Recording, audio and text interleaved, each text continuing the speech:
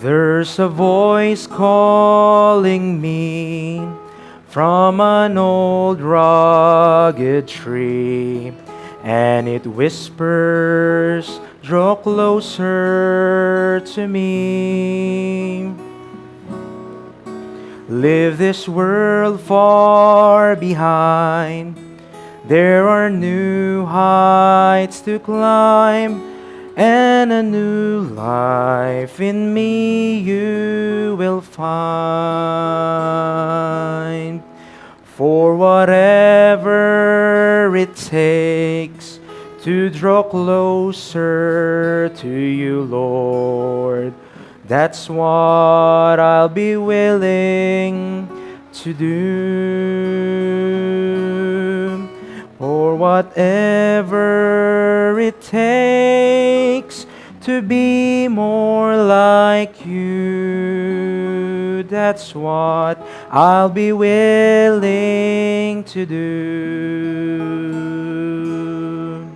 Take the dearest things to me, if that's how it must be, to draw me closer to thee. Let the disappointments come, lonely days without the sun. If in sorrow more like you I'll become. For whatever it takes to draw closer to you, Lord, that's what I'll be willing to do. And whatever it takes to be more like you, that's what I'll be willing to do. Take my houses and lands, change my dreams and my plans. My whole life I place in your hands. And if you call me someday to a land far away, Lord, I'll go and your will obey. I'll trade sunshine for rain, comfort for pain. That's what I'll be willing to do. For whatever it takes for my will to break, that's what I'll be willing to do. That's what I'll be willing to do.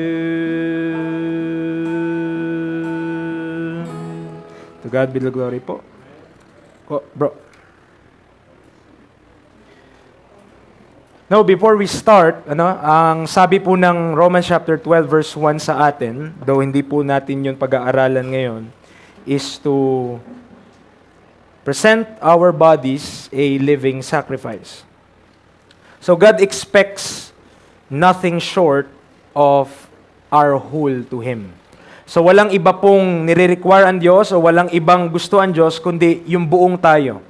Sabi nga po nung Wednesday sa atin pong sa preaching po ng ating Brother Joel, ayaw ng Diyos ng partial. Ayaw niya nung kalakalahati. Kapag kinalahati mo daw isang buo, 1/2. Pag kinalahati mo daw 1/2, 1/4. Hanggang pag sobrang liit na lang, basura na daw po yun. So, ayaw ng Diyos ng tingi. Ayaw niya ng kalahati. Ayaw niya ng partial. Gusto ng Diyos, our whole. Buo po, mga kapatid. So tayo po tayong lahat, mga kapatid, at sisimulan po natin muli ating pag-aaral. Tutuloy po natin yung ating pinag-aralan last week. Open your Bible in the book of Ephesians, chapter Number 3, dito tayo magsisimula magbasa.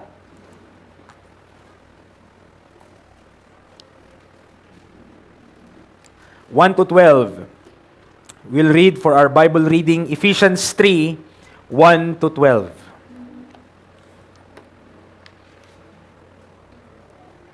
Diyan na po kayo? Salitan po tayo, babasahin ko pong verse number 1, then you will read verse 2 at magkikita po tayo ng verse 12.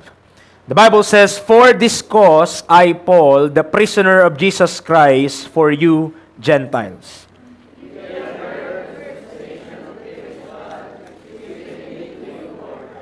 How that by revelation he made known unto me the mystery, as I wrote afore in few words.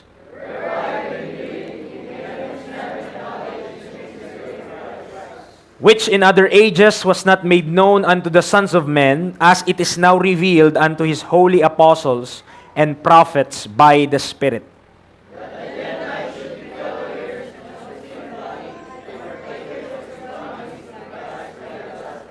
Whereof I was made a minister, according to the gift of the grace of God, given unto me by the effectual working of his power.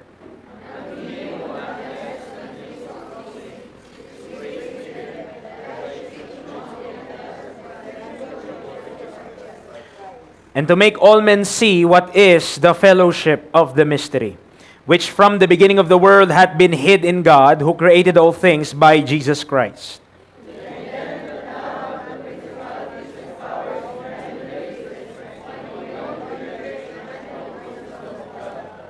According to the eternal purpose which He purposed in Christ Jesus our Lord. Sabay-sabay po tayo, verse number 12. In whom we have boldness and access with confidence by the faith of Him. Tayo po ay manalangin naman namin, Diyos, salamat po sa umagang ito niyo pinagkaloob po sa amin. Lord, we thank Thee sa lahat po ng kabutihan niyo po sa amin, sa kahabagan niyo po sa amin, for your mercy and grace that you are continually bestowing upon each and every one of us. Lord, we deserve nothing short of hell, and we deserve not heaven. But you both save us from hell and will lead us to heaven, whether by rapture or by death. Kaya Panginoon, salamat dahil wala po kayong ibang desire sa amin kundi yung makakabuti po sa amin and what's best for us. Lord, Thou knowest what is best for Thy children because Thou art our Father. Ikaw, Panginoon, ang aming Ama, at alam mo po ang the best para sa inyong mga anak. Dalayan ko po na i-reveal niyo po sa amin unti-unti ang pagkaunawa po ng inyong banal na salita. Huwag po kaming iwanan na ignorante tungkol dito. Huwag po kami masway, Panginoon, sa iba't ibang mga doktrina para po kami po ay malalayo sa inyong kalooban. Lord, keep us intact, help us, establish us in the faith. And I pray for these people na kami po inyong gamitin para po sa inyong kalooban. Sa iyo po lahat ng apurin pasalamat. In Christ we pray. Amen and amen. So, to continue our topic, so God's purpose with the church.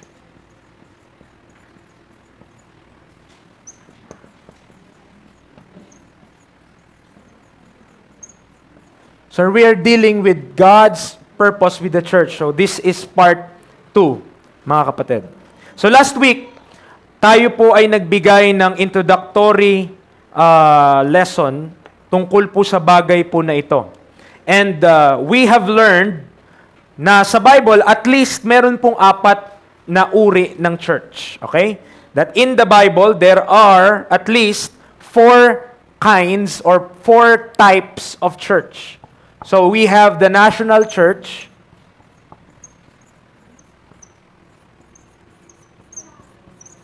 Meron tayong national church, and that is none other than the church in the wilderness.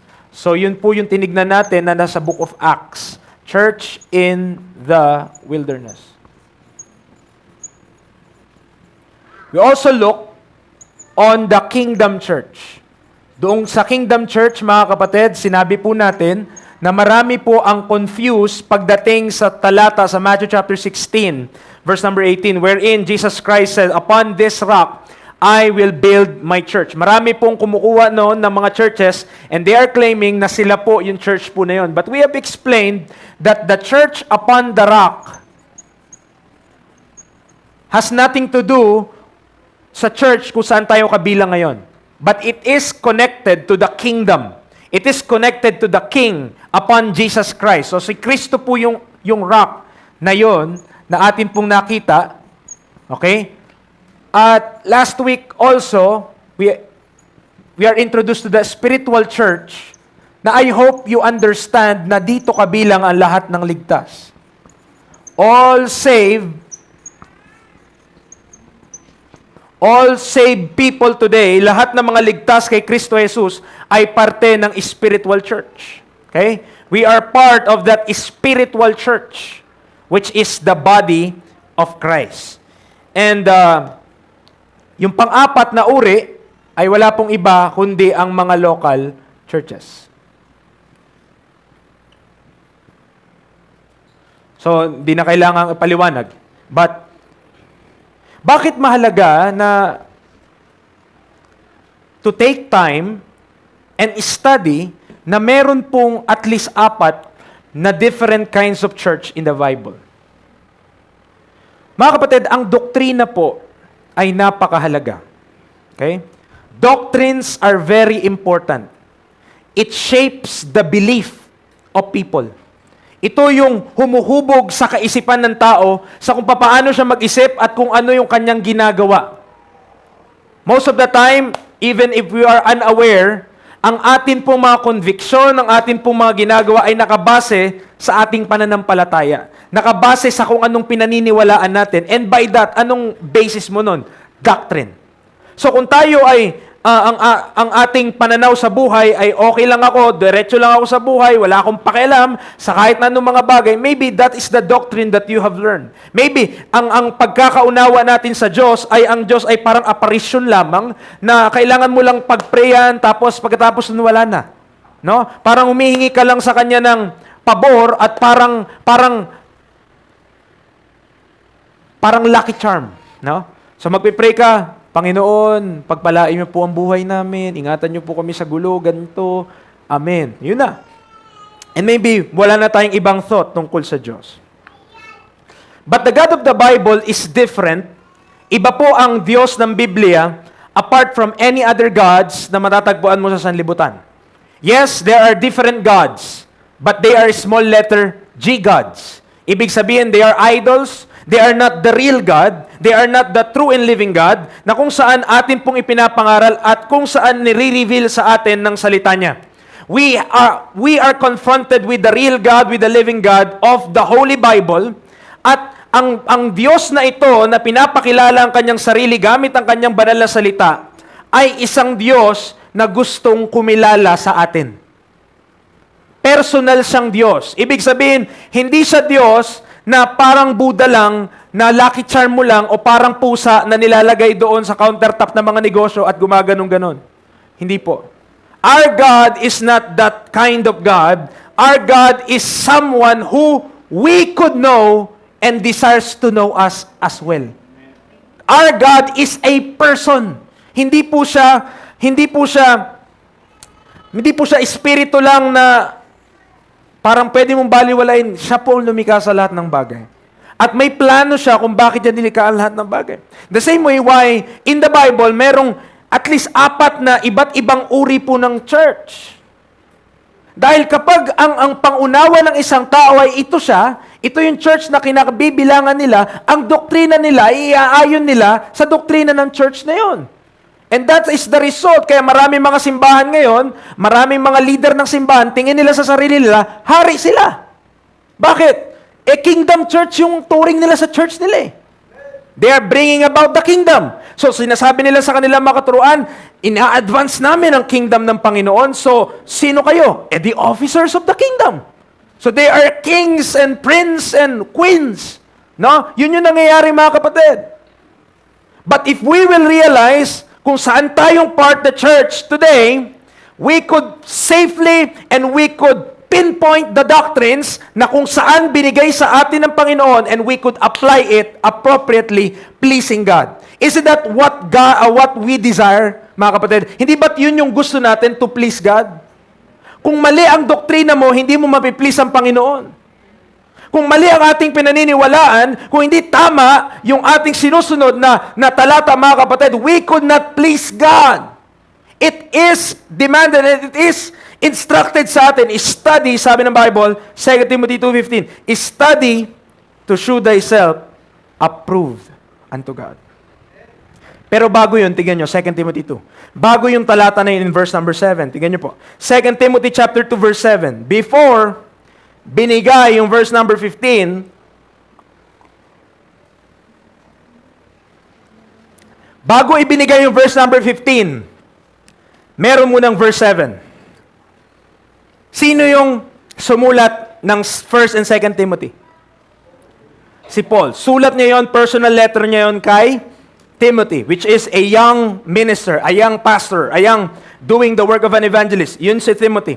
At sabi niya kay Timothy, verse number 7, Timothy, consider what I say, and the Lord give thee understanding in all things. Gusto mo maintindihan ang lahat ng bagay tungkol sa salita ng Diyos? Abay, napakayabang naman ni Pablo. Napakayabang niya po. Bakit? Sabi niya, kung gusto mo maintindihan ang lahat ng bagay, i-consider mo kung anong sinasabi ko. Do you know what is the reason why ganun magsalita si Paul o ganito siya magbigay ng statement? Dahil yung writings ni Paul, the Pauline epistles, those letters na sinulat niya to the churches, yung mga bagay na to, including 2 Timothy, including Titus, including Philemon, these things fulfilled the Word of God. Colossians, Book of Colossians. Anong ibig sabihin natin pag sinabi nating fulfilled the Word of God? Verse 25. Colossians 1, verse 25. Colossians 1, verse 25.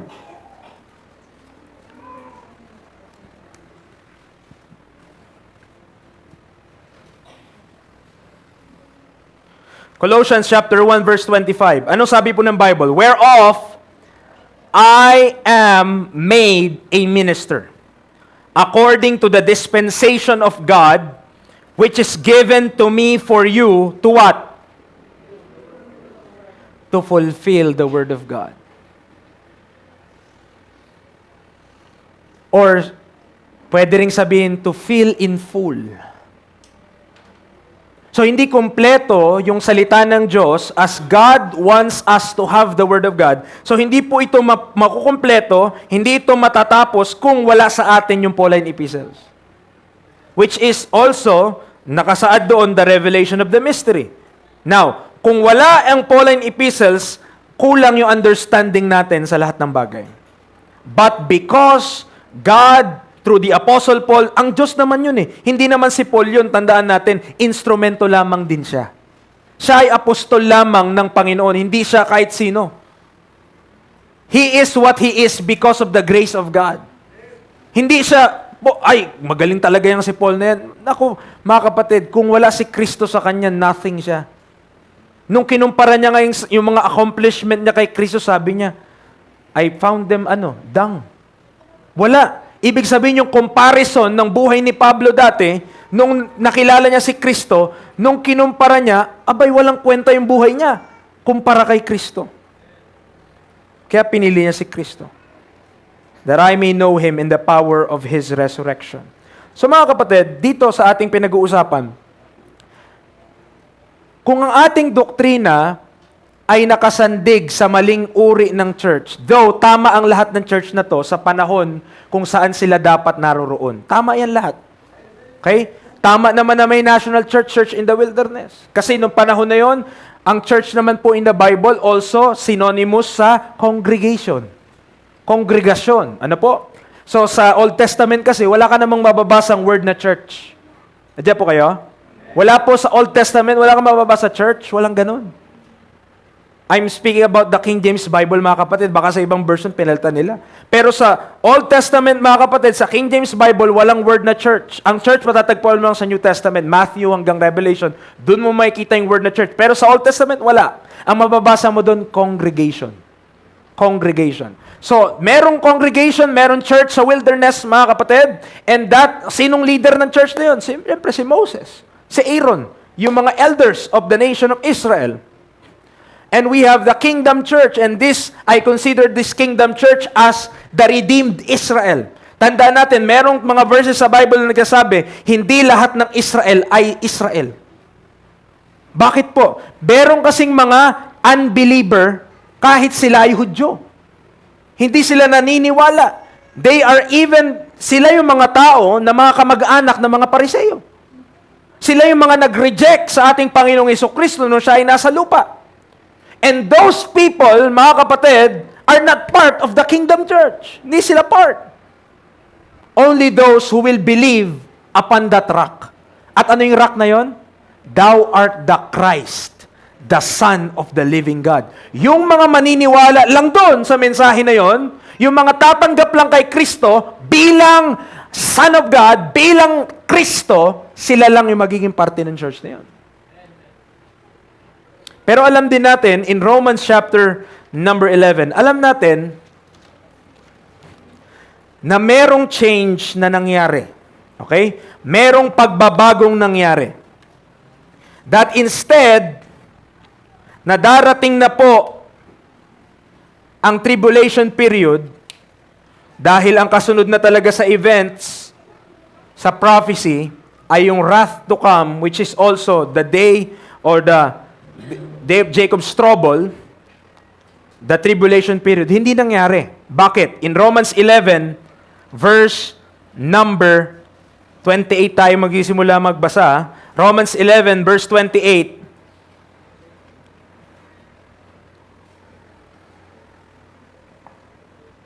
Nakakasunod po kayo. Sabi niya, as concerning the gospel, they are enemies for your sakes. Sino tinutukoy ni Paul? Mga Israelita mismo. O sabi niya, tungkol sa ebanghelyo, sila ay tinuturing na kaaway ninyo. Okay? Bakit? But as touching the election, they are beloved for the Father's sake.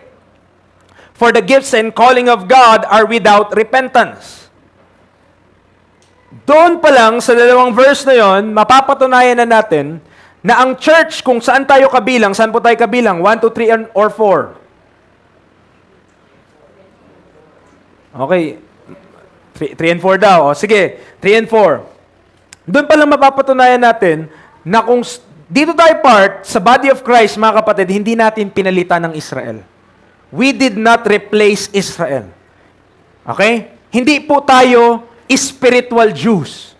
Okay? Hindi tayo pumalit sa kanila.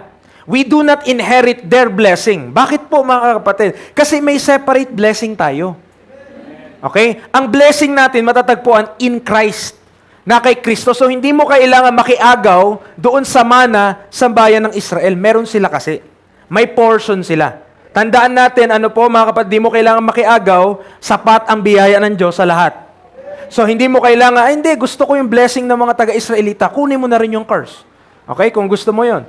But, hindi po tayo ganun, mga kapatid. Merong separate because we are two different kinds of people, as I will explain today. Merong magkaiba. Iba yung bayan ng Israel sa mga tao ng Diyos kayo na tinatawag na part ng church na ito, body of Christ. Sabi niya, verse number 30, Romans 11, for as ye in time past have not believed God. Tama, sinong sinasabihan niya? Ang mga hintil, 'di ba? Sa mga panahong nakalipas, hindi kayo naniniwala sa Diyos, sumasamba kayo sa mga Diyos-Diyosan, yet have now obtained mercy through their unbelief. Hindi sila naniwala. Tandaan natin ang cross para sa mga Hudyo, ayan po ang sign ng unbelief sa kanila. Bakit? Kaya nga nila pinapako si Kristo. Kasi hindi sila naniniwala that Jesus is the Christ, the Son of the living God. Hindi sila naniniwala, kaya pinapako nila sa cross. So, verse 31, even so have this also now not believed that through your mercy, they also may obtain mercy. Ang ginawa ng Panginoon ay napakahusay na instead na ibuhos niya na yung kanyang puot sa lupa, ibuhos niya na yung kanyang puot sa sangkatauhan, hindi niya pa tinuloy, hindi niya pa ginawa. Bakit? Kasi through the mercy of God sa ating mga hintil, damay na yung Israel dun eh. Alam niyo po, wala nang chance. Tignan niyo ha. Nung pinapako nung bayan ng Israel si Kristo, ni-reject na nila si Kristo. Tama? Ni-reject na nila. Imagine, pagkatapos nito, Book of Acts, 28 chapters, mga kapatid. At yung Book of Acts, testimony pa na nireject pa rin nila ang Holy Ghost. Nireject pa rin nila si Kristo. So, puro rejection. Sa Old Testament, nireject ang Father. Sa cross, nireject ang Son. Sa Acts, nireject ang Holy Ghost. Trinity na mga kapatid, ang nireject nila. The Father, the Word, and the Holy Ghost, rejected ng bayan ng Israel. Ano pang pag-asa nila? Ang sabi, di ba, ang kasalanan na hindi mapapatawad ay ano po? Yung blasphemy against the Holy Ghost. At yung rejection nila sa Holy Ghost, mga kapatid, that is tantamount to blasphemy.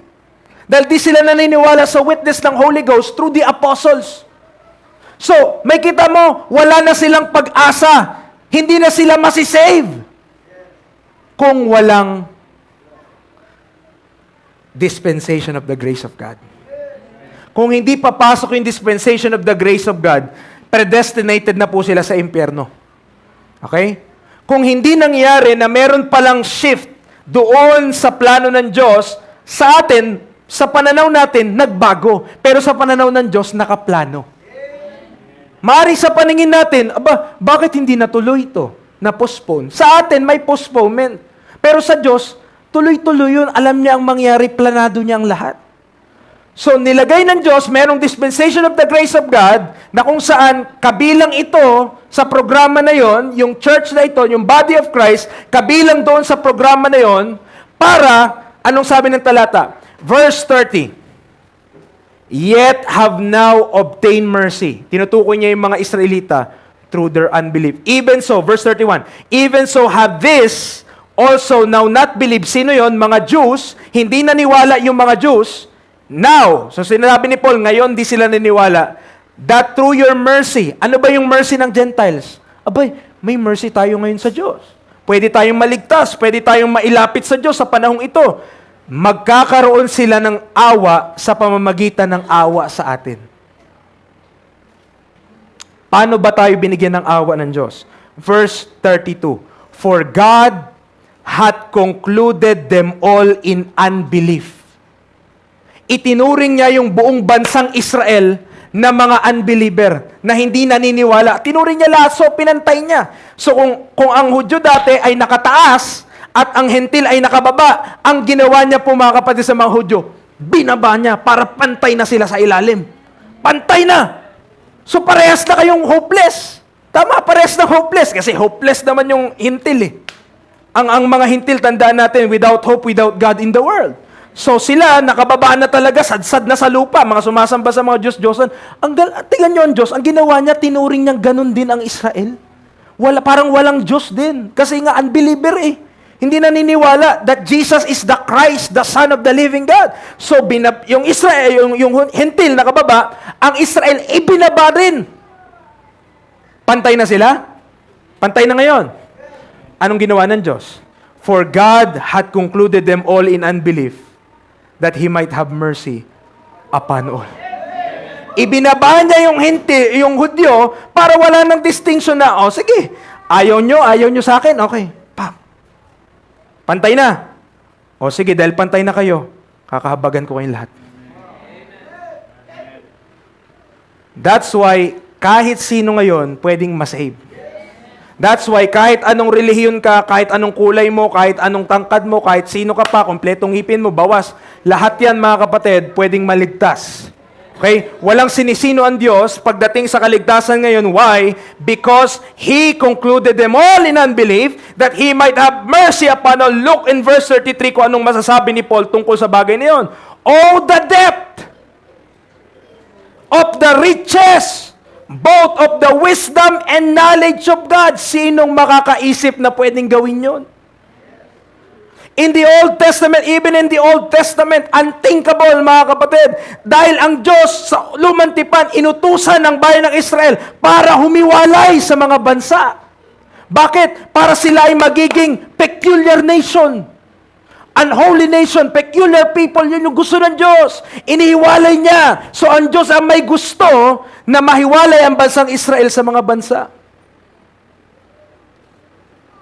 So yung pamamaraan ng Diyos na ipantay ang bansang Israel sa mga hintil, sabi ni Paul, grabe, yung lalim ng kayamanan ng kaalaman at karunungan ng Diyos. Alam niyo kung tayo ang Diyos? Kung tayo ang Diyos? Kung ikaw ang Diyos? Siguro, tinusta mo na yung mundo ngayon eh. Amen? Bakit? Imagine niyo kung gaano karaming kasalanan ang tinitiis ng Diyos araw-araw. Sa lahat ng mga taong gumagawa ng kasalanan laban sa Diyos, tinitiis niya yung lahat. Pero hindi niya pa binabagsak ang kanyang puot. Dahil mas ginugusto ng Diyos na maging long-suffering. For the long-suffering of our God is salvation. The more na ine-extend ng Diyos, mga kapatid, ang kanyang mercy, the more na ine-extend ng Diyos, mga kapatid, ang kanyang long-suffering, that means gusto niya pang magligtas ng kaluluwa. Ang ibig sabihin po nun, mga kapatid, hindi pa panahon para husgahan o hatulan ng Diyos ang sanlibutan at ibagsak ang kanyang puot. Hindi pa po nangyari yun. Why? Dahil gusto niya pa na maligtas ang sangkatauhan. Remember, kapag ang time na ito ay natapos na, this dispensation of the grace of God is over. Pagpasok mo sa tribulation period, hindi na pwedeng bilib lang maliligtas ka na. Tandaan niyo po yan. Hindi po ganto sa tribulation period. Ano yun? Pagdating mo sa tribulation period, maniwala ka lang kay Kristo, masasave ka na. Hindi po ganun yun. Mag-take effect na yung mga verses na magtiis hanggang sa wakas, ikay maliligtas. Kailangan talagang magtatapat ka at kailangan hindi ka magpapatatak ng 666 yung mga bagay na yun. Why? Dahil pag ginawa mo yun, ikaw ay siguradong papunta na sa lawa ng apoy. But during our time, those things are not in effect. Bakit? Because this is the time where the mercy and grace of God is abounding in this world. That's why this is the only time, ang tawag din ng Bible sa panahon natin, day of salvation. This is the time where souls needs to be saved. This is the time where souls needs to come to the Lord Jesus Christ. Because if you will not be saved today, kapag hindi ka naligtas sa day of salvation and you will face the tribulation period, I don't know if you could be saved. We could not ascertain salvation during that time because that time is the wrath of God. Hindi mo na masisigurado, di ka na pwede magpipreach ng basta and sabi mo, believe on the Lord Jesus Christ and thou shalt be saved because this time is already over. Ito lang yung panahon na pwedeng maliligtas ang kaluluwa na maniniwala lang siya doon sa ginawa ni Kristo. Pagkatapos po nito, mga kapatid, wala nang ganito. Everyday, kahit saan, kahit sa school, kahit sa mga trabaho, ginagamit yung term na yun eh. Hindi ko alam kung paano napunta yun sa lengguwahe natin, pero ginagamit lagi eh. Grace period. Tama? Sa school, ginagamit yun. Mga anak, tapos yung project nyo. Hindi pa po, ma'am. Sige na, bigyan ko na nga lang kayo ng grace period. Sa trabaho, tapos yun na pa yung pinapagawa sa inyo. Hindi pa, sir eh. Sige na, mahilig naman kayo sa grace period. Tama? It's also a testimony kung anong panahon natin ngayon, mga kapatid. This time is a grace period. This time is the time na kung saan dapat maligtas ang mga kaluluwa. Sapagkat kapag ikaw ay lumagpas sa panahong ito, nag-overshoot ka, kumbaga ba sa highway, nagdadrive ka dito sa highway of grace, pag nag-overshoot ka sa tribulation street, mga kapatid, ang hirap na bumalik, di ka na makaka-U-turn. Once na ikaw ay pumasok doon sa panahon na ang puot ng Diyos ay bubos niya sa sanlibutan, we could not get you back. Hindi na pwedeng, ay Lord, mahirap pala dito sa tribulation, pwedeng pabalik doon sa grace. Hindi na. Bakit? Kasi yung mga taong nasa grace, ni-rapture na yun eh. Once the person is saved, sa panahon natin ngayon, secured na ang kanyang future. Once ang tao ay naligtas sa panahon natin ngayon, maintindihan niya nawa yung wisdom and knowledge of God. Verse 34, for who hath known the mind of the Lord? Or who hath been His counselor? Meron ba nagpapayo sa Diyos? or who hath first given to him, and it shall be recompensed unto him again. For of him, and through him, and to him are all things. Tandaan natin yan. Of him, bakit? Sa kanya galing ang lahat ng bagay. Through him, bakit? Kaya nasusustain ang lahat ng bagay dahil sa kanya. Kaya may buhay, kaya may hangin, kaya may tubig. Lahat yan ay through him. And to him, bakit? Babalik din sa kanya lahat. Ang lahat ng bagay, babalik din sa Diyos, mga kapatid. That's why the glory belongs to God alone. Ang kalwalhatian ay nabibilang lamang sa Diyos, wala sa ibang tao o kahit kanino, mga kapatid. Now, we go there to explain yung karakteristik, mga kapatid, ng ating panahon kung saan tayo kabilang ngayon. Remember, dito sa panahon na ito, so lalagyan ko lang na number kasi hindi dito yan eh. 1, 2, dito, 2, dito, 3, dito, 4. Yan yung mga number ng mga churches. Tama? Yan yung mga number kung saang panahon nakabilang ang mga church po na yan. Okay. So, gagamitin ko yung kulay blue kasi yung 7 points last week tungkol sa body of Christ ay I hope ma-memorize nyo po by heart. Okay? Yung 7 C's ng body of Christ ay mahalaga po yung maintindihan, mga kapatid. But before that, let me draw ang napakaganda kong artwork. Hindi po yan bowling pin. Hindi po yan, it's symbolic. So, meron tayong tinatawag na head, di ba? Head yan. Believe it or not, head. At ito po yung body. Kapag sinasabi nating body of Christ, tinutukoy talaga natin yung katawan mismo ni Kristo. Dahil si Kristo, siya yung ulo, mga kapatid. Christ is the head at tayo po yung kanyang katawan. Lang siksikan sila eh. Dami kasi nilang na-save. Okay? So lahat yan, tao yung mga yan. Hindi yan mga antik, mga kapatid, ha? Tao. Okay? Paano sila napunta dyan? Paano sila napunta kay Kristo? Remember, the Holy Spirit baptizes men. So, nung naniwala ka sa Ebanghelyo, nung naniwala ka sa ginawa ni Kristo, pinasok ka. Yun yung simpleng salita ng baptism. Baptize into the body of Christ. So, pinasok ka niya. Dati kang nasa labas, pinasok ka sa kanyang katawan. Okay? So, the body of Christ is made up of individual who believes in Christ. Na naniwala po kay Kristo Jesus. Ngayon, preacher, doon sa mga pilosopo, of course, yung katawan ni Kristo, hindi kasya tayo doon. Tama? Kung pilosopo ka. Yung mismong katawan ni Kristo, hindi ka kasya doon. Tama? Kung yung katawan niyang panlupa, kasya ba tayo doon lahat? May magkakasya ba doon? Di ba? Kung pilosopo ka. But we're dealing with a spiritual body, mga kapatid. Na kung saan si Kristo ang ulo, tayo yung katawan, at sa Bible po, ang tawag dyan sa buong organism na yan ay one new man. Okay? Yun yung tawag dito sa kabuuan na yan. One new man.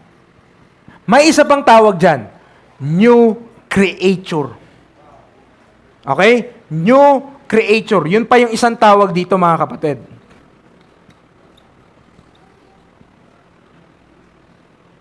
Baka magkamali ako spelling, ha? Tama ba? New creature. Kaya alam niyo po yung verse na, if any man be in Christ. Hindi niya sinabing they are a new creature. Bakit? Sino ba yung new creature? He is a new creature. Okay? Si Kristo, ito yung bago yan. Ngayon, preacher, hindi ko na pwede maging life version. Pwede pa din. Ang pagkakilala natin na kay Kristo eh. Lahat ng mga pagbabago sa atin, dahil kay Kristo yun. I can do all things through Christ which strengtheneth me. Hindi naman dahil sa iyo yun eh.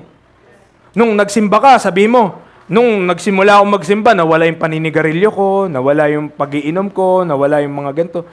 Maganda yun. Pero tandaan mo, hindi dapat ang glory sa atin. Dapat palagi ang glory sa Panginoon. Bakit? Because Christ is all and in all. For of Him and through Him and to Him are all things be glory forever. Amen. Yun yung nabasa na sa Romans 11. So, naintindihan nyo po, ito yung kabuuan na yun. So, pag sinasabi natin, para maintindihan natin, believers ito lahat, believers mo, believers. So, pag sinasabi natin, parte tayo ng body of Christ, ito po yung tinutukoy ko. Na si Kristo po yung ulo ng church na yun at tayo po yung katawan. Okay? Lahat na mga maniniwala sa mensaheng ito, sa gospel na tinatawag po ng Bible, na matatagpuan mo po sa 1 Corinthians 15, 1-4, and Ephesians chapter 1, verse 13, yung action na gagawin mo dun, maniniwala ka dito, ang mangyayari po, kahit hindi mo nararamdaman, ilalagay ka po dyan. Isisiksik ka dyan. Preacher, masikip na. Kasya po ang lahat dyan. Hanggat ang Diyos, hindi pa tayo nirarapture, kasya pa. Hanggat ang Diyos, hindi pa kinukuha yung mga mananampalataya, meron pang space. Okay? Pwede pang masave, pwede pang maligtas. Dahil kung naniniwala ka, ay preacher, wala nang nasisave. Wala nang naliligtas. Ay, huwag na tayo mag-soul winning. Tama? Kasi wala na eh. Pero meron pa po mga kapatid. We are commanded as ambassadors. So, pag sinabi po natin, body of Christ, body of Christ, body of Christ, at least mapipicture nyo na, yun pala yung one new man. Parte pala yun ng one new man. Katawan tayong mga believer, tapos si Kristo yung ating ulo. Okay? Siya yung ulo, tayo yung katawan, yun yung body of Christ. So, short term na lang, pag sinabing body of Christ, yun yung church po kasi. Ang tawag din dito sa body na to, church.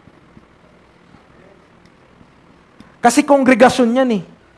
Kongregasyon ng mga nananampalataya kay Kristo. Kongregasyon ng mga sumampalataya sa pamamagitan ng gospel. Now, bakit mahalaga na maintindihan natin yung doktrina tungkol sa body of Christ? Kasi nga, diyan ka kabilang. Diyan kang grupo na papabilang. Okay? Parte tayo nito. Therefore, yung doctrine tungkol sa Kanya, kailangan mong intindihin. So, palitan ko na lang ng letter, mga kapatid, para hindi kayo malito sa mga numbering ko. Kasi yung numbering ko, tumutukoy dito sa 4 na church. But, gagamitin natin yung letter A. Last week, binigay ko po ito, conception. Ibig sabihin, from eternity past, bago pa man likain ng Diyos ang lahat ng bagay, from eternity past, nakaplano na. Nasa mind niya na. Meron ng plan. Okay? Sulat ko lang po saglit dito, eternity future.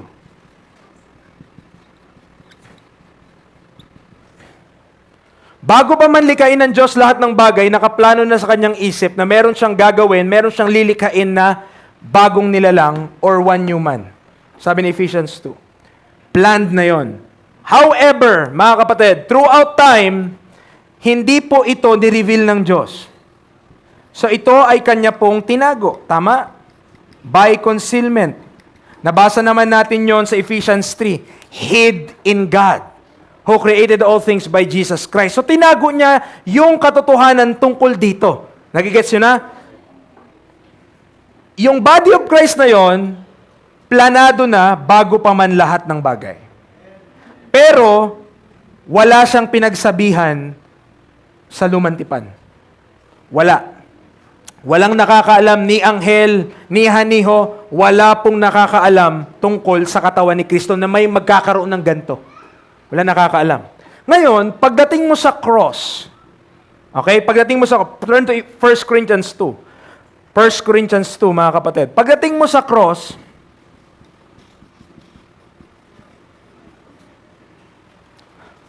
1 Corinthians 2, ang hindi alam ni Satan, who is also the prince of the power of the air, ay meron palang tinago ang Diyos na isang bagay. May tinago siya. Yun nga yun, kinonceal. Okay? And in 1 Corinthians 2, verse 7, tignan niyo po. But we speak the wisdom of God in a mystery, even the hidden wisdom, which God ordained before the world unto our glory. Which, sabi niya, which, ano yung tinutukoy niya? Hidden wisdom, so mystery. Pag sinabing hidden wisdom, equal din yun sa mystery. So ang mystery pala, karunungan siya. Doktrina siya, something na malalaman mo, dapat mo intindihin. So pero, in a mystery form. Ibig sabihin kasi ng mystery, mga kapatid, dalawa kasi. May dalawang famous na pwede mong definition sa mystery. Una, yung parang sa mga palabas, sa mga eyewitness. Misteryosong babae na nakaputi. Ganun, mga ganun. So, mysterious, ganyan. Or pwede ring mystery siya kasi hindi pa nalalaman. Misteryo pa rin hanggang ngayon kung ano ang intensyon ng lalaki na nanaga. Diba? Hindi na siya misteryo kapag nag-testify na yung nanaga. Tinaga ko po siya kasi po self-defense. Yun pala. Hindi naman pala, hindi naman pala may saltik yung tao na yun. Ano lang, self-defense. So, ang point natin, mga kapatid, the mystery na tinutukoy dito sa Bible, it's a wisdom, meaning to say, hindi siya parang mahirap intindi, parang mahiwaga. Hindi ganun. Ang mystery, hindi mo lang nalalaman kasi nakatago. Pero once na nireveal na, dapat hindi na misteryo yun. Okay? Naintindihan niyo po? So, in 1 Corinthians 2:8, sabi niya, verse 8, which none of the princes of this world knew. Wala nakakaalam. Even the prince of the power of the air, hindi niya alam. For had they known it, they would not have crucified the Lord of glory. But ano ba nangyari sa cross? Ephesians 2. Ano bang nangyari sa cross na kung saan, I could say, naisahan ng Diyos ang kaaway. Naisahan ng Diyos ang dyablo. Ephesians chapter 2.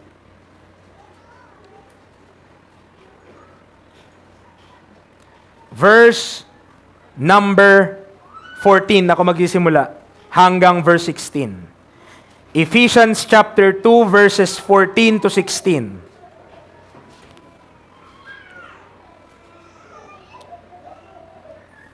The Bible says, 14, for He is our peace. Sino yon? Jesus Christ. Siya yung ating kapayapaan, who hath made both one and hath broken down the middle wall of partition between us. Sabi po, di ba kanina, remember, yung sa Romans chapter 11, naalala nyo yung binasa natin? Ang hentil nasa baba, ang Hudyo nasa itaas. Binaba sila ng Diyos. Okay? Binaba.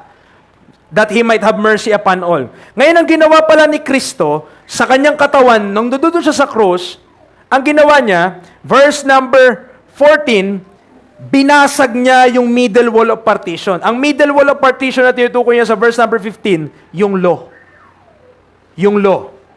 Having abolished in His flesh the enmity, even the law of commandments contained in ordinances, for to make in Himself of twain, galing sa hintil at sa Hudyo, sa katawan mismo ni Kristo, binasag niya yung middle wall so that yung dalawa magiging one new man. So, making peace. Verse 16, and that He might reconcile both unto God in one body by the cross. So, dito po sa cross, mga kapatid, dito din yung creation ng body of Christ. Ito yung instrumentality, kaya nagkaroon po, mga kapatid, nito. However, hindi mo malalaman yung tungkol dito hanggat hindi pa dumating sa eksena ang ating Apostle Paul. It will not be known. C-D-E. E, tatalunan ko E. Dito mo palang malalaman sa communication. Though, bago pa man ma-communicate, bago pa man ituro yun ni Apostle Paul, meron ng mga members. Meron ng content. Nalagyan na ng laman. Meron ng mga miyembro.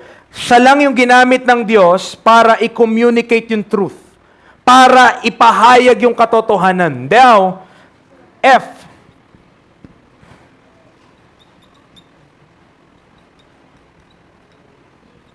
Ito yung sinasabi ko sa inyo kanina na kapag nangyari na yung catching up, na kapag nangyari na yung rapture, hindi na pwedeng masave kagaya ng nasa-save tayo ngayon. Hindi na pwedeng believe on the Lord Jesus Christ and thou shalt be saved. Hindi na pwedeng for by grace are saved through faith, and not of yourself, it is the gift of God, not of works as any man should boast. Hindi na pwede na ang kabayaran ng kasalanan kamatayan, ngunit ang regalo ng Diyos buhay na walang hanggan kay Kristo Jesus nating Panginoon. Hindi na pwede yun. Kapag ikaw pag nangyari na yung catching up na ito, once na kinuha na yung mga mananampalataya, ito yung kukunin. Nakasunod po kayo? Body of Christ po ang kukunin. Preacher, parte ako ng local church. Basta parte ka nito. Kung parte ka ng local church, di ka parte nito, may iwan ka. Bakit? Ang basis sa rapture, hindi membership sa local church, membership sa body of Christ. Yun yung requirement. Okay? Maaring kapag sabi mo, parte ako ng body of Christ, di ako parte ng local church, iwan ka sa outing. Hindi ka parte dun eh. Oh. Pero, itong problema mo, parte ka ng local, di ka parte nito, iwan ka sa outing, pataas. Sa out of this world, maiwan ka. Why? Because the requirement is that you are in Christ. Dapat ikaw ay na kay Kristo Jesus. But what the precious truths ay tayo po ay magre-rule and reign with Christ in the heavenly places. Mga kapatid, I hope masaulo niyo po by heart ito pong Cs na ito, yung 7 Cs na ito. Dahil ito po'y tumutukoy sa church kung saan po tayo kabilang, kundi ito po yung body of Christ. The spiritual church, the body of Christ. Kung saan si Kristo, siya ang ating ulo, tayo yung kanyang katawan. Nakakasunod po kayo? Now, Genesis chapter 1 verse 1.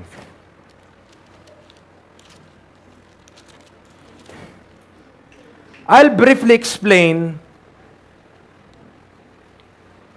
bakit, di ba kayo nagtatanong, bakit kailangan pa na may church? Bakit kailangan pa na may ganyan? Bakit hindi nilang tinuloy ng Diyos na from the Old Testament, pinili niya si Abraham, then Isaac, then Jacob, then the 12 tribes of Israel, then the nation of Israel. But hindi na lang yun yung ginamit ng Diyos even until this day. Why is there a shift? Bakit mayroon pang pagbabago? Bakit kailangan pang may body of Christ, mga kapatid? We must remember, tingnan nyo po, dadaanan natin, the first verse of our Bible shows us the two realms kung saan po mangyayari yung kalooban ng Diyos. Dalawang lugar kung saan magaganap ang kalooban ng Diyos. In the beginning, God created the heaven and the earth. Two places kung saan magaganap ang kalooban ng Diyos. Langit at lupa. Dalawa lang, langit at lupa. Ngayon, sa dalawang lugar na ito, heaven and earth,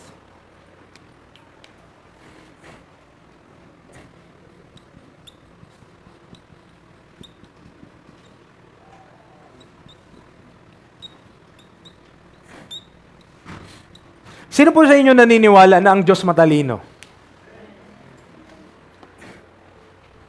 Sino po sa inyo naniniwala na ang Diyos na matalino na ito, though matalino siya at kaya niyang gawin ang lahat ng bagay, ay marunong mag-delegate ng responsibilidad?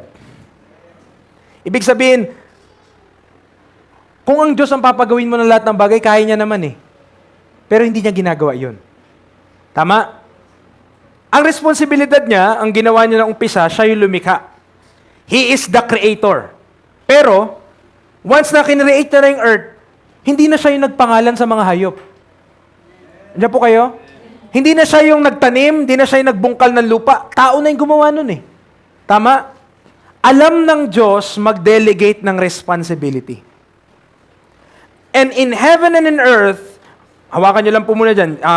Punta kayo ng Ephesians chapter number 6. Ephesians chapter number 6. Both heaven and earth, dalawa yan, parehas yang merong sariling gobyerno.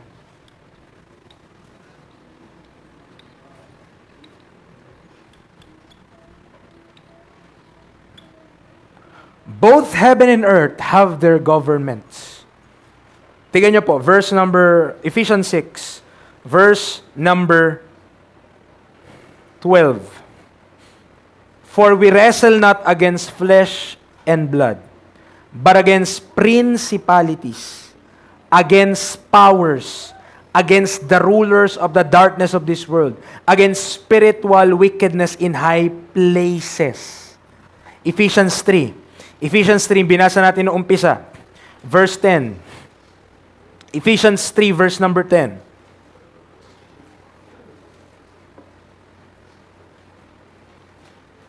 To the intent that now unto the principalities and powers in heavenly places might be known by the church the manifold wisdom of God. Hindi niyo po ba alam? Ang nakikita lang kasi natin, syempre, yung sa mata natin. Presidente natin si Bongbong. Tama. Mayor natin si John. Okay? Governor natin si Ebdani. Right? At congressman natin si Jay. Yan yung makikita natin.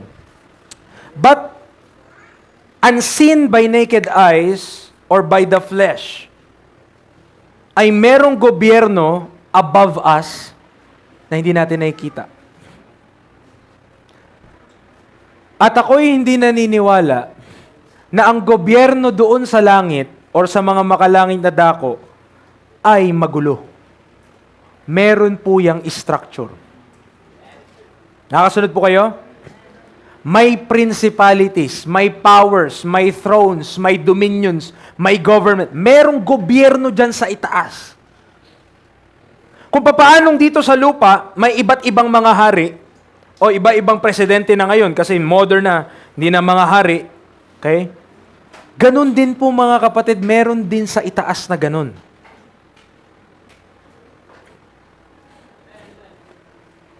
At kung papaanong dito sa lupa nag-aagawan ng kapangyarihan, ay sa taas din, ganun din ang nangyayari. That's why Satan rebelled against God. Satan rebelled against God. Isaiah chapter 14, verse 12. Isaiah chapter 14. Take your time po na pumunta doon. Kasi gusto ko maintindihan nyo po yung concept na ito o yung doctrine na ito na nilalatag natin so that we could further understand the reason why God made the body of Christ. Bakit merong katawan ni Kristo na tayo yung mga miyembro nito? Okay? In Isaiah 14 verse 12,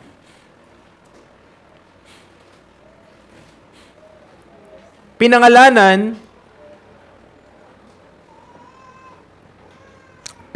mga kapatid, si Satan, ito pala yung kanyang pangalan before, Lucifer.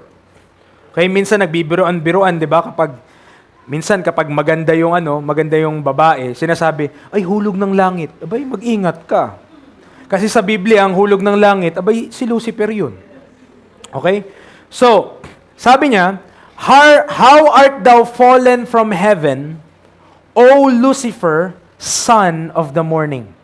How art thou cut down to the ground, which didst weaken the nations? For thou hast said in thine heart, so kanyang puso, ganito yung laman, I will ascend into heaven, I will exalt, anong kasunod na salita? Hindi sinabi ng verse na I will exalt to the throne of God. No. Meron na siyang throne. Nakuha niyo po? Ito nga yan, no? Heaven and earth po kasi may gobyerno. Pero ito ay gobyerno na ang Diyos ang nagtalaga. So, diyan ka, pwesto ka dyan, pwesto ka dyan, pwesto ka dyan. Pamunuan mo yan, pamunuan mo to para maayos yung takbo ng kaharian ng Diyos sa langit at sa lupa. Ngayon, merong nag-asam ng mas higit pa sa kung anong binigay sa Kanya. Meron na siyang sariling trono. May throne eh. Tama naman yung sinasabi niya eh. I will ascend. Sabi niya, I will exalt my throne above the stars of God. I will sit also upon the mount of the congregation in the sides of the north. I will ascend above the heights of the cloud. I will be like the Most High. Merong pinagkatiwala sa kanyang posisyon, merong pinagkatiwala sa kanyang rulership, pero gusto niya mas higit pa sa kung anong binigay sa kanya. And the result of that is his fall.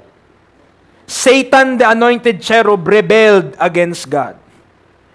Ang gusto niya, yung dulo pong statement sa verse number 14, kung mapapansin niyo po, ay yung salitang, I will be like the Most High. Yun yung gusto niya. Ano po ang ibig sabihin ng title na Most High sa Bible? In Genesis 14, mababasa natin that ang title na Most High, ito po ang ibinigay sa atin ng Bible, sinupply sa ating definition, verse 22. 14, verse 22. Genesis chapter 14, verse number 22. And Abram said to the king of Sodom, I have lifted up mine hand unto the Lord, the Most High God. Anong definition? The possessor of heaven and earth. Remember this. Though naglagay ang Panginoon ng gobyerno sa langit at sa lupa, tandaan mo siyang nagmamay-ari nun. He is the possessor of heaven and earth. He is the Most High. Anong gusto ni Satan? Gusto niyang maging Most High. So anong gusto ni Satan mangyari? Gusto niya siya ang magmay-ari ng langit at lupa. Yung posisyon na sa Diyos lang, gusto niya na siya ang maging. Kaya po mga kapatid, yun po ang naging resulta. Kaya po pag tumingala tayo sa langit ngayon, kapag gabi pala, pag ngayon maliwanag, pag gabi madilim, hindi ka makatitingala at makikita mo ang Diyos. Bakit? Madilim eh. Yung darkness na yan ay testimony na marumi pa yung kalangitan na yan. One day, you will not need the sun because the Lamb or God will be the light one day. Pero ngayon mga kapatid, kailangan mo pa yung sun, kailangan mo pa yung moon. Bakit? Madilim pa dyan sa taas. Dahil di pa nililinis ng Diyos.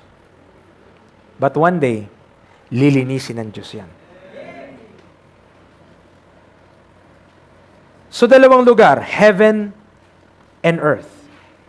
Nagrebelde siya. Hindi ko nalalaliman dito pero Genesis 1:2 mga kapatid.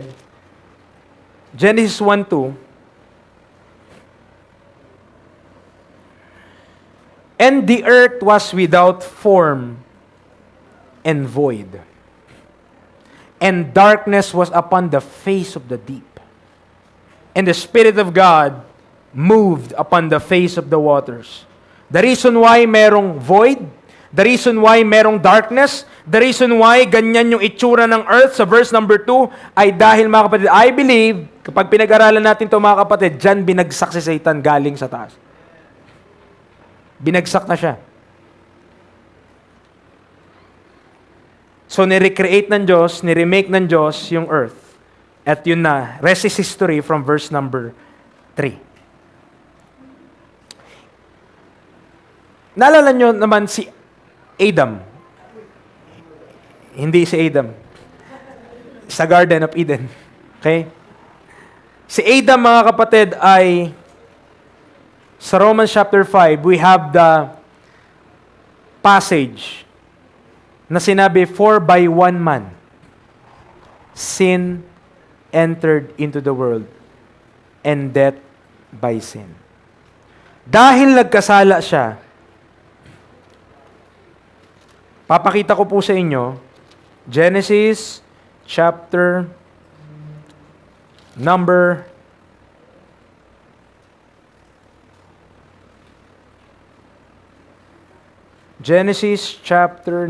2. Okay.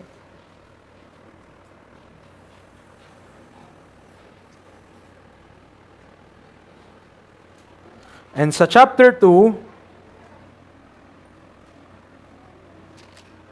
okay, sabi in verse number 19, "And out of the ground the Lord God formed every beast of the field, every fowl of the air, brought them unto Adam to see what he would call them, and whatsoever Adam called every living creature, that was the name thereof." So siya yung nagpapangalan, mga kapatid.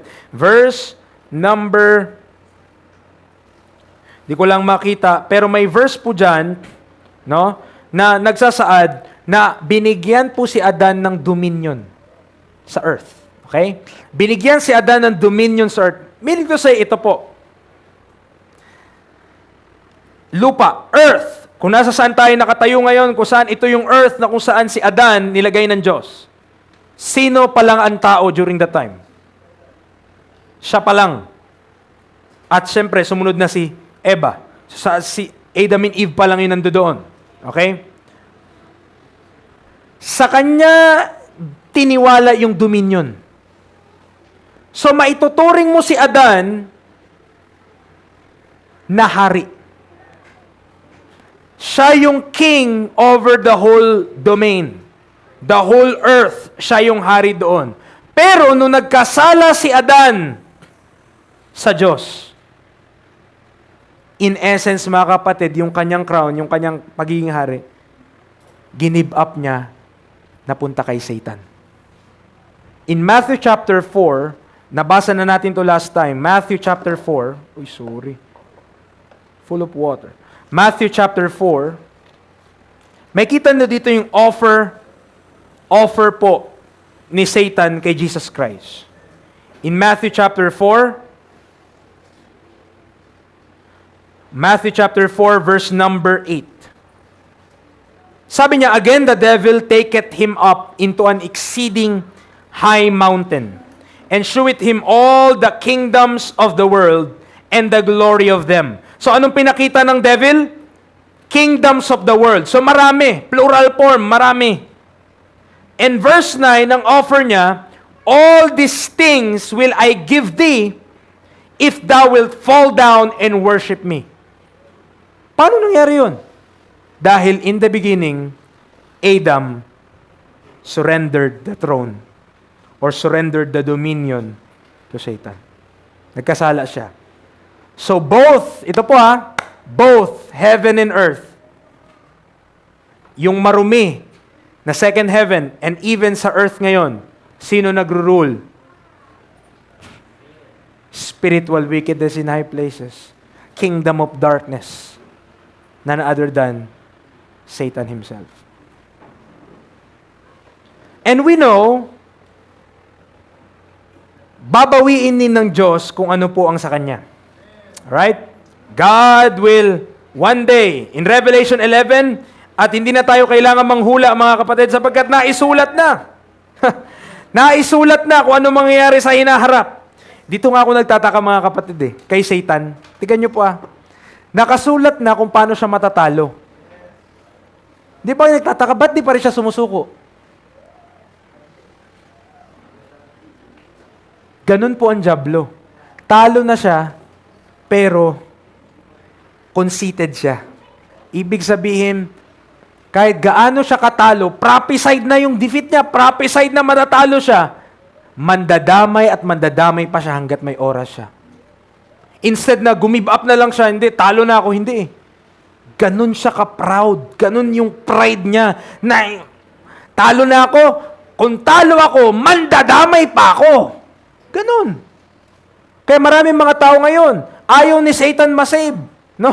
Ayaw niyang maligtas. Bakit? Sasama ka dun sa Diyos na nakatalo sa akin, di ako papayag, ako inutil. Gusto niya, mga kapatid, mandamay pa. Revelation 11, verse number 15. And the seventh angel sounded, and there were great voices in heaven saying, the kingdoms of this world are become the kingdoms of our Lord and of His Christ, and He shall reign forever and ever. Nakasulat na. Yung kaharian dito, magiging kaharian ni Kristo lahat yun. Praise God. Saan nakasulat? So solved na to. Sa prophecy pala mga kapatid, sa prophecy, solved na yung earth. Anong sabi? The kingdoms of this world. Paano yung nasa taas? Paano yung langit? Ito solved na to kasi sa prophecy, kukunin naman talaga ni Kristo yung kingdoms of the world. I-solve na yun eh. Alam nga namang pabayaan ng Diyos na dito sa earth maayos, sa heaven, hindi. Magulo. Siyempre, kailangan aayusin ng Diyos both heaven and earth. Kaya lang, sa prophecy, ito lang ang dinidil niya, earth. Kasi nga po mga kapatid, party po ito, yung sa heaven, party po ito, dito sa concealment na yan.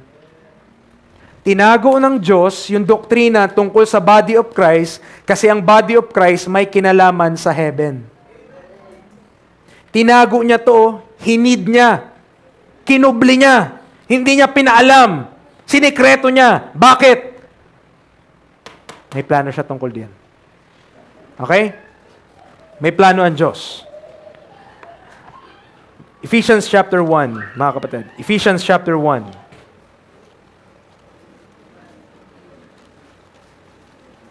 Marahil, pwede natin sabihin, Preacher, anong kinalaman nito sa buhay namin? Anong kinalaman nito sa pang-araw-araw namin pamumuhay? Anong benefit nito sa pang-araw-araw namin mabubuhay? Mga kapatid, pag naintindihan mo, yung doktrina ng Diyos tungkol sa body of Christ, malaking kinalaman yan sa buhay mo. Malaking kinalaman niya sa pang-araw-araw mo, malaking kinalaman niya sa relasyon mo sa bahay, sa mag-asawa, sa anak, sa tatay. Lahat may kinalaman pala yan. Bakit? Kasi yung pamumuhay natin, tinuturuan natin yung mga nasa taas kung ano yung pamumuhay ng Diyos na nasa sa atin. Christ in me, the hope of glory. While they behold our conversation dito sa baba, tinitignan nila, pag ganyan pala ang mystery na yan. Tingin yung mga anghel dun sa taas. Ay, ganyan pala ang head. Ay, ganyan pala ang headship. Kapag nakikita nila ang mga women, submissive, nakikita nila, yan pala yung fellowship of the mystery. Ganyan pala ang relasyon ng church kay Kristo Jesus. May kinalaman niya, kaya wag mong sabihin, ay, ano bang kinalaman nito sa buhay ko? Mababawasan ba nito yung pagiging mainit ang ulo ko? Mababawasan ba nito ang pagiging, masakit ko magsalita? Oh, yes. Pag naintindihan mo ito mga kapatid, mas lalo kang mabibless, mas lalo mong maintindihan, blessed tayo, at meron palang tayong pinapagawa sa atin ang Diyos. Hindi pala tayo dito nababuhay na parang, sige, kung kami pagpalain ng Diyos, kung kami mamatay, okay lang. Hindi po. May purpose ang Diyos sa ating buhay. May dahilan kung bakit tayo nandirito pa ngayon. Ephesians chapter 1 verse 8 hanggang 10. Ephesians chapter 1 verses 8 to 10. Wherein He hath abounded toward us in all wisdom and prudence. So, desire talaga ng Diyos na ang wisdom niya ay mag-abound sa atin. Hindi niya gusto na ang mga Kristiyano ignorant.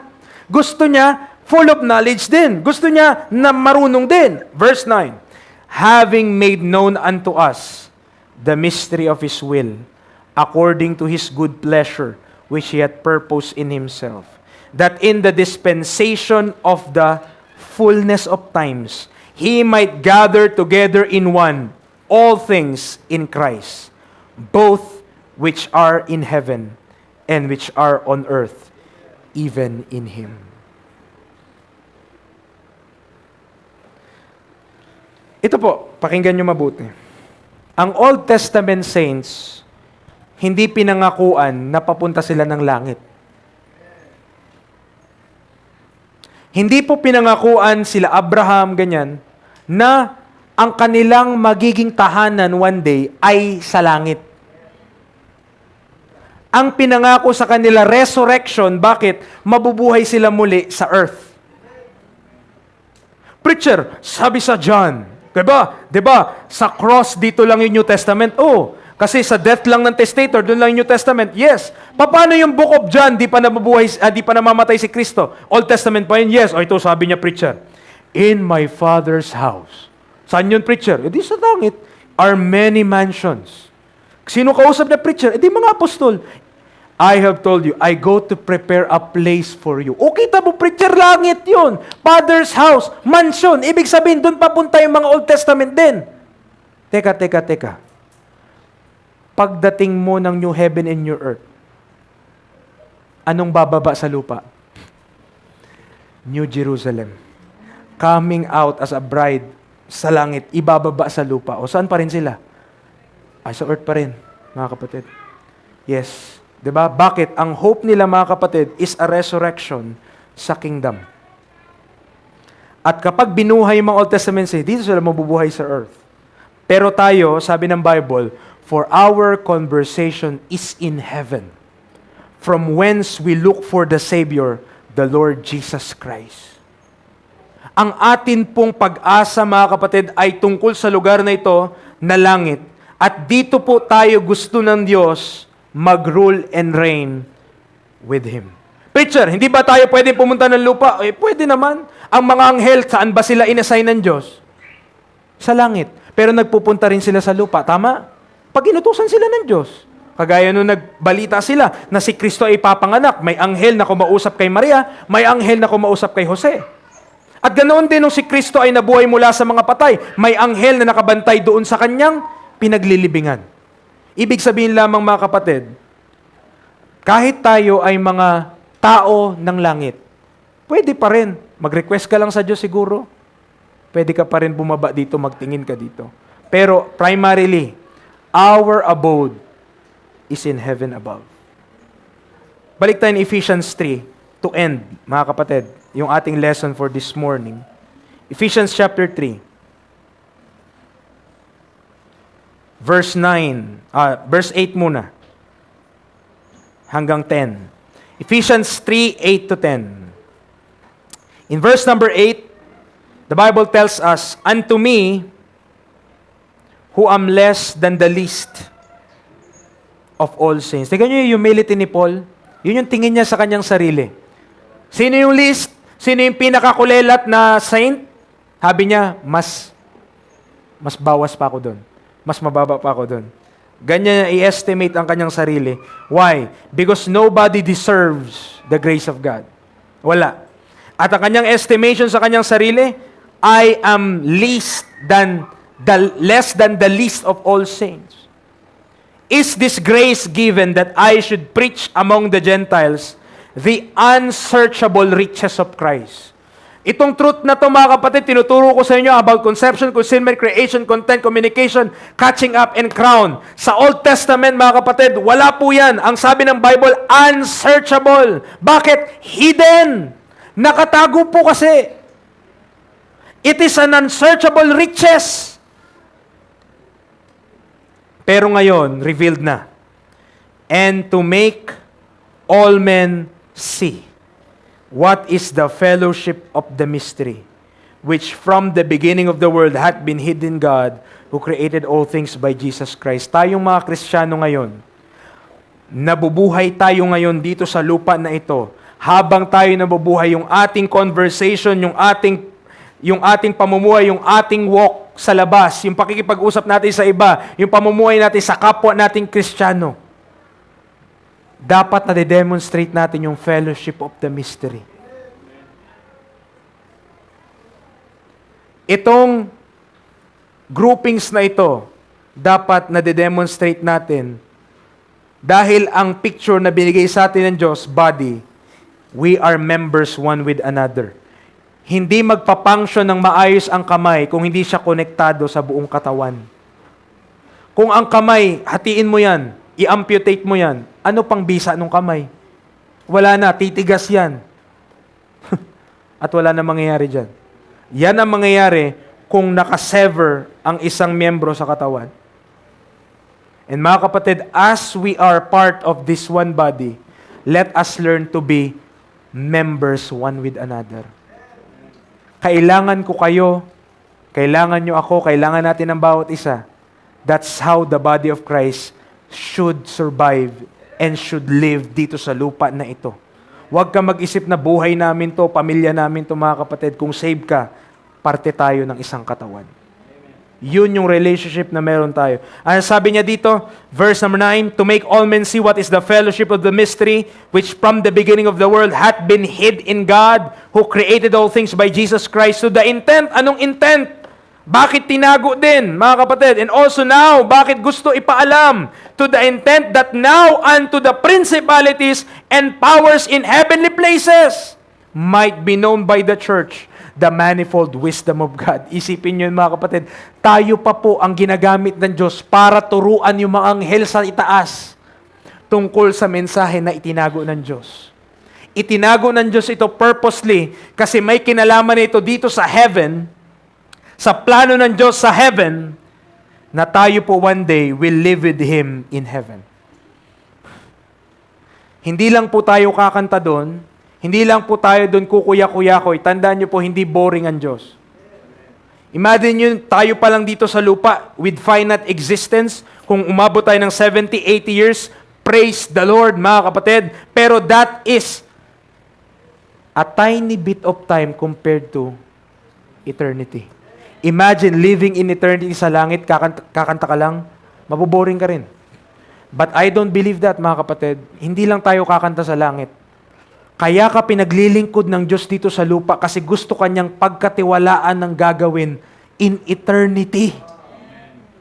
Yung pagiging anak ko, yung pagiging kung sino ka, nanay ka, tatay, gawin mo ng maayos yung responsibilidad mo. Bakit may kinalaman yan sa eternity? Sa ipapagawa sa iyo ng Diyos sa eternity. Kung hindi mo ginagampanan yung dapat mong gawin dito sa lupa, kung sino ka, kung ano ka, apektado yung eternity, mga kapatid. For we shall all appear before the judgment seat of Christ. Kung hindi ako magiging mabuting anak, tapos nag-rapture na ngayon, apektado nun yung kung anong matatanggap ko sa Diyos. Also, the responsibility that I will took up doon sa itaas. Konektado po yung buhay nating maikli sa heavenly eternity na sobrang haba. Kung ano po yung gifts natin dito sa lupa, kung ano yung pinagkatiwala sa atin ng Diyos na gifts, ipagamit natin na ipagamit sa Diyos. Bakit? In eternity, pag pinagamit yung buhay mo, sa eternity, gagamitin ka rin ng Diyos na gagamitin. Pero kung dito, wala tayong gagawin, tatama rin tayo, hindi natin intindihin na yung ating pinagagawa may effect pala sa eternity, mga kapatid. Tayo ang magsisisi. Ang judgment seat of Christ, ang tawag din ng Diyos doon, terror of the Lord. Why? Kasi meron talagang magsasuffer loss sa judgment seat of Christ. Dahil hindi nagbigay ng buhay sa Panginoon. Mga kapatid, I hope naiintindihan natin. We will continue this next week. But I hope that this gives understanding to us further. Mga kapatid, tayo po'y manalangin. Lord, salamat sa umaga pong ito yung pinagkalib sa amin. Salamat sa patience na mga kapatiran. Maybe this is more of a teaching type than a preaching type. But I hope that as we progress in our study of Thy Holy Word and Thy Holy Book, Panginoon, pagkalooban niyo po kami ng understanding. I-connecta mo po itong mga nalalaman namin sa amin pong walk. Panginoon, na napakahalaga po na kami po ay magkaroon ng maayos na buhay, na sumusunod po sa inyo, na lumalakad po sa inyong katotohanan dahil ito po ay konektado sa eternity. Our life is too short para sayangin. Lord, sober us up. Gabayan niyo po ang bawat isa. I pray for each brethren na maging seryoso kami tungkol sa buhay, na lumaban kami, huwag kami mag-give up, huwag kami mamuhay sa flesh, but in the Spirit. Thank you, Lord, for all your blessings, physical and spiritual. We don't deserve any of it. We only owe everything today. Salamat po. Maraming salamat. I hope sa mga hindi pa saved that they will realize it is blessed to be part of the body of Christ. Sa iyo po lahat ng pasalamat. In Christ name we pray. Amen and amen.